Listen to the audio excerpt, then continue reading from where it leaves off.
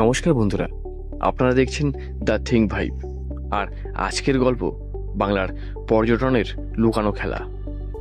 পর্যটনের কোল ঘেঁষে যে গল্পগুলো আমাদের চোখ এড়িয়ে যায়, আজ আমরা সেই অজানা রহস্যের খোঁজে বেরোচ্ছি। দুর্গাপুরের এক পুরানো রাস্তার ধারে একটা ছোট চায়ের দোকান। দোকানের বৃদ্ধ মালিক বললেন, সাহেব, সবাই বাঁকুড়া, শান্তিনিকেতন আর সুন্দরবন যায়, কিন্তু কেউ ঘোরে না এই জঙ্গলের ভিতরটা। কারণ এই অজানা জায়গাগুলোর মধ্যে লুকিয়ে আছে এমন কিছু যা সরকার বা গাইডবুক কিছুতেই বলবে না। শান্তিনিকেতনের আশেপাশে যে রূপকথার মতন দৃশ্য, তার পেছনে আছে লোকাল লোকেদের চাপা রাগ। তারা বলে, ভিনদেশি টুরিস্টদের জন্য আমরা জমি হারালাম, আর আমাদের সংস্কৃতি হয়ে গেল শুধুই শোপিস। দার্জিলিং, যেখানে চা বাগানের ছবি আর পাহাড়ের সৌন্দর্য, কিন্তু কি লুকিয়ে আছে এর পেছনে?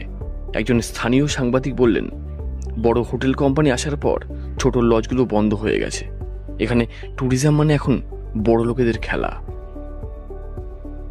সুন্দরবন, যেখানে বাঘ, গাছ আর নদী, কিন্তু বনবাসীরা বলে ট্যুরিস্ট আসে, ছবি তোলে আর চলে যায়, কিন্তু আমরা যে দিনরাত বাঘের ভয়ে থাকি সেটা কেউ বোঝে না। ট্যুরিজমের দৌলতে বড় বড় কোম্পানি বন জঙ্গল দখল করে নিচ্ছে। গাইড হওয়া মানে এখন শুধু চাকরি নয়, জীবনের ঝুঁকি। বাংলার কিছু হারিয়ে যাওয়া মন্দির, ধ্বংসপ্রাপ্ত শহর বা পুরানো জমিদার বাড়ি, সেগুলো কেউ দেখায় না, কারণ সেগুলোতে আবার সিক্রেট হেরিটেজ স্টাইলের খেলা চলছে। বিশেষ কিছু ট্যুর অপারেটর আর অফিসার মিলে এসব জায়গা অফিসিয়াল লিস্টে রাখে না, কারণ সেগুলো ব্যক্তিগত গাইডের ব্যবসা। বাংলার পর্যটন মানে শুধু নয়নাভিরাম দৃশ্য না বন্ধুরা, এর মধ্যে লুকিয়ে আছে রাজনীতি, বঞ্চনা আর এক অদ্ভুত খেলা, যেটা আমরা চোখে দেখি না, কিন্তু প্রতিদিন আমাদের ঘিরে থাকে।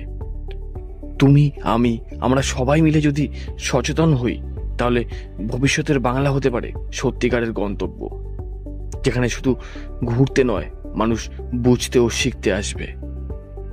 বন্ধুরা, আজকের গল্প যদি ভালো লেগে থাকে তবে লাইক, কমেন্ট আর শেয়ার করতে ভুলবেন না। চ্যানেলটি সাবস্ক্রাইব করুন, কারণ এমন আরো অজানা গল্প আসছে শুধু আপনারই জন্যে।